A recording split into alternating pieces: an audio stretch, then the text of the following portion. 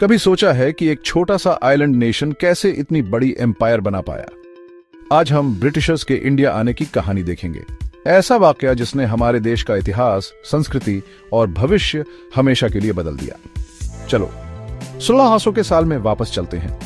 England की queen Elizabeth आई ने east India company को एक चार्टर दिया जिससे वो इंडिया और ईस्ट में व्यापार कर सके। शुरू में वो बस एक ट्रेडिंग कंपनी थी जो स्पाइसेस, कपड़े, सिल्क और डायमंड्स की तलाश में थी।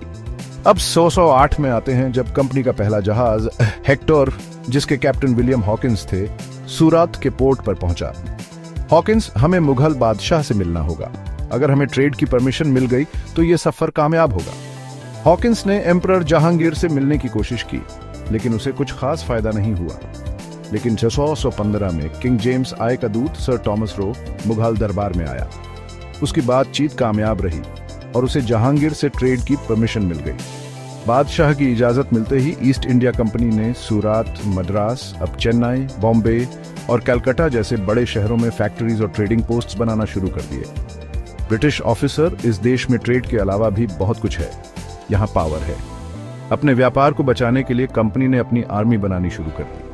मुगल एम्पायर के कमजोर होने और राजनीतिक अस्थिरता ने उन्हें मौका दिया। जब इंडियन राजा आपस में लड़ रहे थे, कंपनी एक का साथ देकर अपना दबदबा बढ़ाती रही। अब 1757 के एक अहम मोड़ पर आते हैं प्लासी का युद्ध। ये बंगाल के नवाब सिराज उद दौला और रॉबर्ट क्लाइव की अगुवाई वाली ईस्ट इंडिया कंपनी के बीच एक बड़ी लड़ाई थी।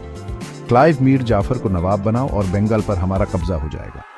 मीर जाफर के नवाब बनने के बाद कंपनी का बंगाल की इकोनॉमी पर पूरा कंट्रोल हो गया। यहीं से इंडिया में ब्रिटिश राज की शुरुआत हुई। ईस्ट इंडिया कंपनी अब सिर्फ एक ट्रेडिंग कंपनी नहीं रही, वो इंडिया में एक मिलिट्री और पॉलिटिकल पावर बन गई। उन्होंने सिर्फ ट्रेड ही नहीं बढ़ाया, बल्कि इंडिया के एडमिनिस्ट्रेशन, लॉ, मिलिट्री और कल्चर पर भी असर डालना शुरू कर दिया। उन्होंने फूट डालो और राज करो की नीति अपनाई और इंडिया की आपसी फूट का फायदा उठाकर अपनी पकड़ मजबूत की। जो एक सिंपल ट्रेड मिशन के तौर पर शुरू हुआ, वो अगले 200 सालों में एक बड़ी एम्पायर बन गया। ब्रिटिशर्स ने इंडिया के रिसोर्सेज का इस्तेमाल किया और हमारे समाज और राजनीति को बहुत प्रभावित किया।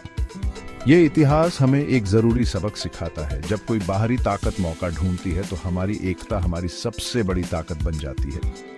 आज हम आजाद हैं, लेकिन इन ऐतिहासिक घटनाओं को याद रखना जरूरी है ताकि कोई दूसरी ईस्ट इंडिया कंपनी हमारे देश में कभी पैर न रख सके। देखने के लिए धन्यवाद और हिस्ट्री लवर्स उत्सुक रहो।